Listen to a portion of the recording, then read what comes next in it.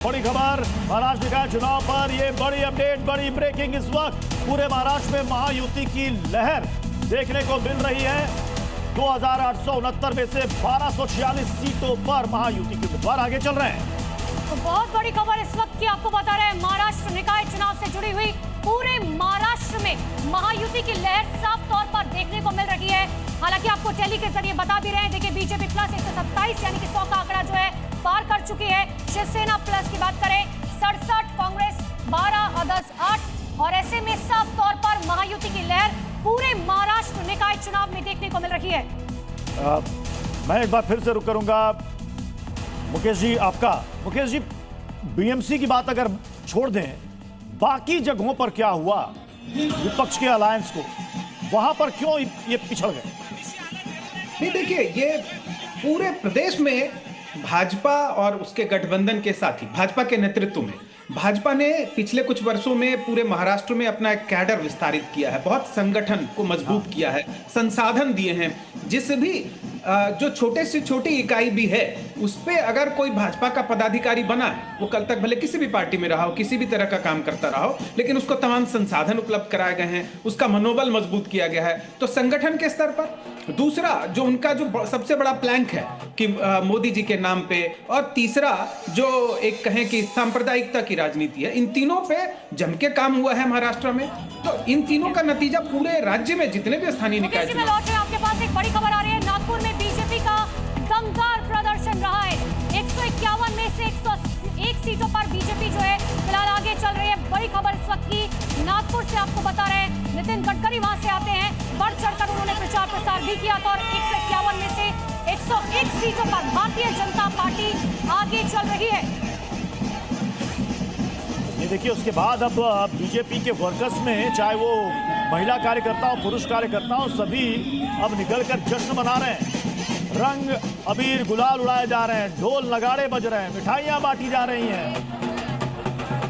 तो ये तस्वीरें आपको दिखा रहे हैं, 151 में से 101 सीटों पर भारतीय जनता पार्टी का ये दमदार प्रदर्शन रहा है। मुकेश जी, आप अपनी बात पूरी कर ले रहे थे, लेकिन मैं ये समझना चाह रही हूँ आपसे कि अगर कांग्रेस और शिवसेना अगर साथ मिलकर चुनाव लड़ती तो क्या भारतीय जनता पार्टी के संगठन को हराना थोड़ा सा आसान हो जाता?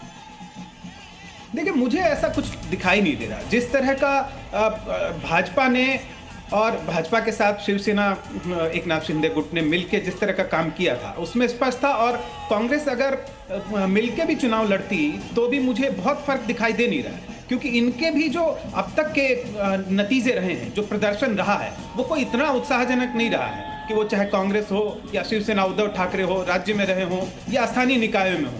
इनका भ्रष्टाचार, इनके जो कहें कि बाहुबली लोगों को, तमाम ऐसे अराजक तत्वों को प्रश्रय देना और अपनी बातों पे इतनी तेजी से पलटी मारना, तो इन सब चीज़ों की वजह से इनकी भी विश्वसनीयता बहुत कमज़ोर रही है। ऐसा नहीं है कि उनकी बहुत अच्छा विकल्प था महाराष्ट्र के पास और वो छोड़कर उन्होंने भाजपा के अलायंस को स्वीकार किया। दोनों तरफ ऐसी देखिए, जो नागपुर की तस्वीर, 151 में से 101 सीटों पर बीजेपी के उम्मीदवार आगे, एक बड़ी चीज जिसे कहा जा रहा है कि ये बीजेपी गठबंधन की और महायुति की बड़ी लहर है, वो उसके तौर पर ये नजर आ रही है। 29 में से 20 निकायों में बीजेपी अब आगे है, पहले 22 पे थी, अब 20 पर आगे चल रही है।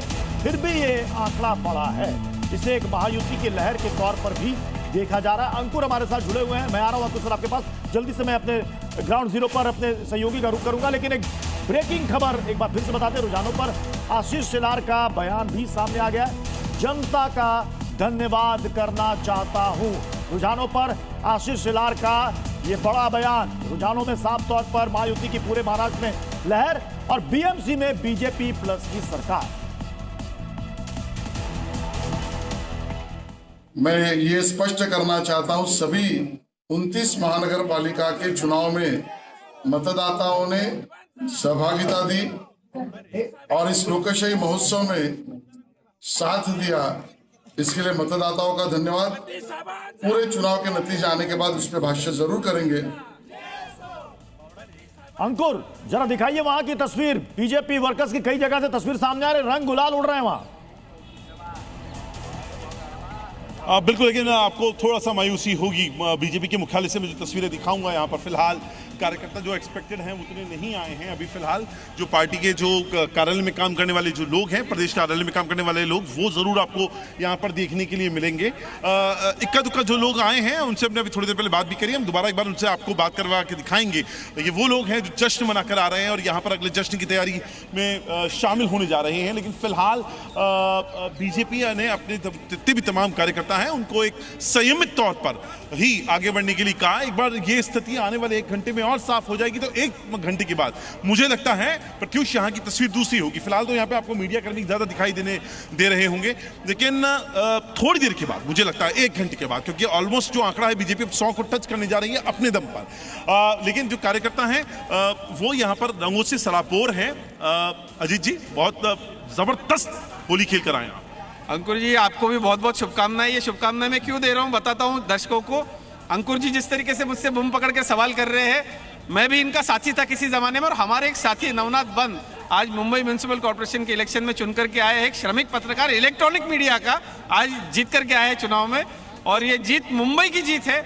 ये जीत आदरणीय देवेंद्र जी की जीत है, ये भारतीय जनता पार्टी की जीत के अलावा बहुत सारे फैक्टर काम किया आप लोगों ने, सब कर दिया आपने। हरे रंग के साथ हरी टोपियां, मुंबई की डेमोग्राफी चेंज हो जाएगी। 2047 तक मुंबई को पूरा डेमोग्राफी चेंज कर देंगे, हरा कर देंगे। क्या छोड़ा क्या आपने? है उस नाच गाने की तस्वीरें जो कार्यकर्ता जश्न मनाते हुए नजर आएंगे। अतुल सर, मैं आपसे बात यहाँ पर समझना चाह रही हूँ, भारतीय जनता पार्टी के लिए वो कौन से 2 बड़े फैक्टर थे जो जनता के बीच में पहुंचे और जनता ने उन्हें वोट दिया, लेकिन विपक्ष वो काम नहीं कर पाया? देखिए, भारतीय जनता पार्टी के सबसे बड़े फैक्टर वो थे ये कि जो मुंबई में असंतोष था उसको उन्होंने ठीक से भुनाया और कहा कि इन लोगों ने कोई काम नहीं किया, सड़कें खराब रखी, कोई नागरिक सुविधाएं नहीं दी, पानी जमा रहता है, ये उठाया। दूसरा, उन्होंने एक जब अल्पसंख्यकों को लेकर के दूसरे दलों ने या विपक्ष ने एक रणनीति तैयार की और उसमें वो बहुत सफल रहे। तीसरी बात यह है कि उनका कार्यकर्ता, उन्होंने अपने कार्यकर्ताओं को बहुत समृद्ध किया, आगे लेके आए और उनका ही चुनाव लड़ने की बात थी। पहले आपको ध्यान होगा कि स्थानीय स्तर पर गठबंधन करने की भी छूट थी, लेकिन जब वो स्थानीय स्तर पर गठबंधन AIM से होने लग गया तो उन्होंने पैर पीछे किए और फिर राज्य स्तर से वो गठबंधन की प्रक्रिया शुरू की गई। तो बहुत ही सोची समझी रणनीति के तहत काम किया गया और उसका नतीजा ये हुआ कि आज लगभग 2/3 नगर निगमों में या तो आगे हैं या कब्जा कर चुके हैं, नंबर 1। नंबर 2, मुंबई में भी उनके 40 से 45% सीटों पर उनका कब्जा हो गया है। नंबर 3, जो टोटल पार्षद हैं उसमें भी वो 40% से ज़्यादा कर रहे हैं। उसी में सबसे बड़ा vote bank Bharatiya Janata party का, जो हमेशा से कहा जाता है महिला वोट बैंक, वो आज देखिए किस तरीके से सड़कों पर उतरकर जश्न मना रहे हैं। एक बार ये तस्वीरें देख लीजिए।